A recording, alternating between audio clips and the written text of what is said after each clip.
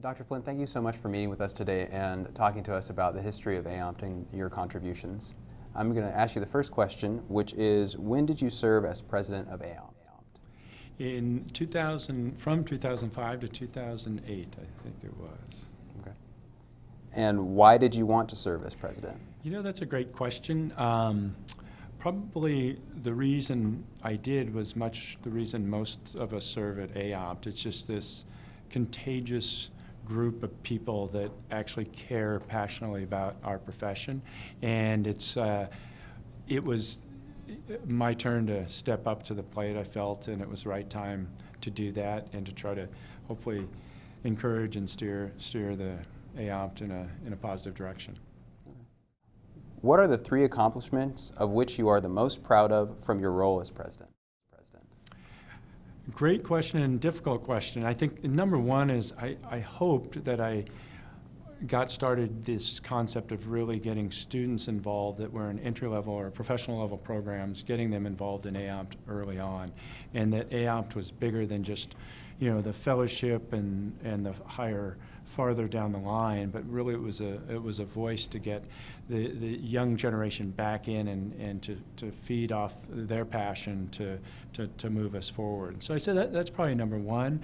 I think we had one of the conferences we put on, we went to Washington State and more or less planted a flag because they were fighting some battles against their ability to perform spinal manipulation and some legal battles. And we went there as a conference very deliberately to say, you know, this is what we are and this is what we do, and to really help out their state chapter and support it and say, hey, you know, keep up the good fight and provide energy. And it was a fantastic meeting in that, you know, there's a boatload of students there. They were just passionate. They were seeing that this was absurd what's happening, and that they became part of the change, part of the movement.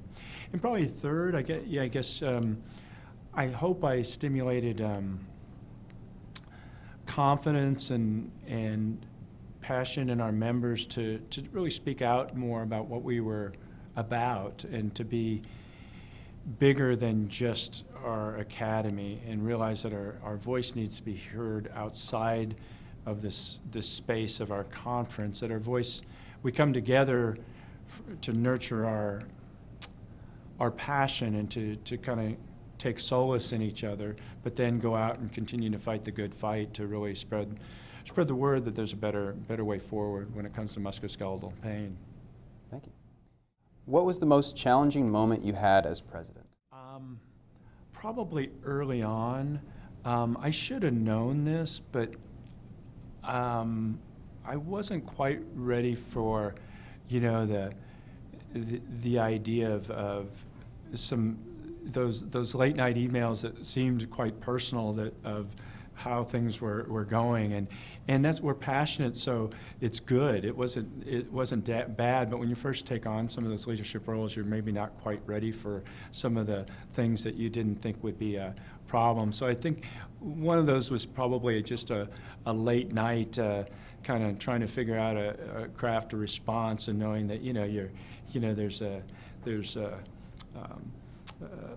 concert and for your kid and other things going on that you really should take precedence, and you're so committed to what's happening that you're trying to do the right thing, and people have entrusted you to do the right thing, and sometimes those decisions are not clear on what the best way forward. So it probably was more that. There wasn't any dramatic thing. It was just, just knowing.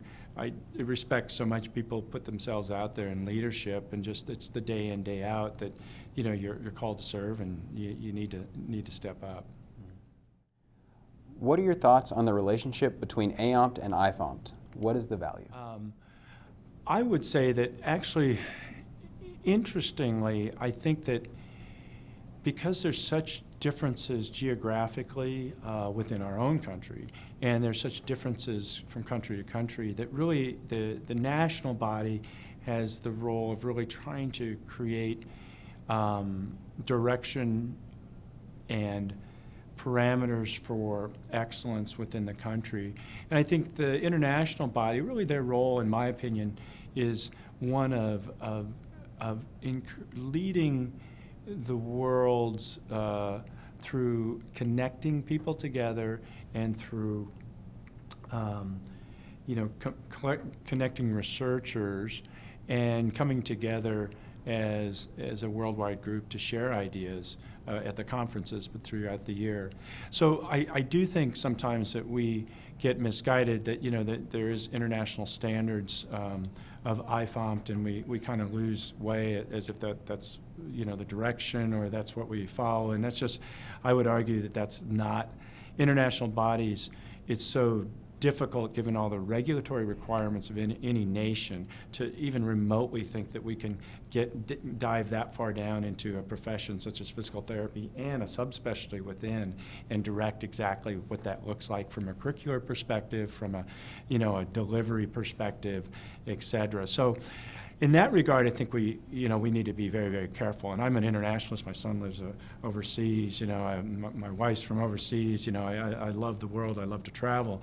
And I think international bodies are really about getting people together and leading from connecting, not by dictating, because there's too many regulatory layers in between. So from my perspective, I think IFOMT, I would like to see actually some of the things like standards and whatnot probably shouldn't be a big part of it. What should really be a big part of it is just research and promotion of who we are as physical therapists around the world. What are your favorite parts of the conference and why? I would say my favorite parts of an HAYOMP conference, boy, that's a tough one. I mean, the Saturday night dance party is always right up there, so I can't lie. So we got to go there first. Secondly is meeting you all, meeting students, meeting young people entering the profession, because I just gain energy from that, because that's why we do this, and seeing that the future is one that, especially now where we've flattened the ability to communicate. There's no hierarchy. We own it. You guys can make the change. You can communicate directly with people around the world. You can communicate directly with leaders, and we just need to take advantage of that. So I always like talking to the new members and the student members, because it's like, let's not apologize. We have the data. When I entered the academy, I was at that point where I was questioning, we didn't necessarily have all the goods to, be promoting. I believed in what we did, but I didn't quite understand enough that, compared to what we were doing, all the harm that was going out on the other side, even if we didn't have data, still the risk was lower, so where are we going? But I didn't have the confidence and the voice to go there. And now I see that you guys are entering a world where, as you saw at this conference, where the data is overwhelming, supports this idea of hands-on care, this idea of exercise, this idea of compassionate caring for the people we're lucky enough to serve. And you guys get that, and because of that, I think you're more skilled in getting that message out. And so I always hope that the younger members and youth leave with this passion that, I can make a difference, not waiting to graduate. No, I can make a difference today. And our final question, what is your vision for the Academy as it continues to evolve?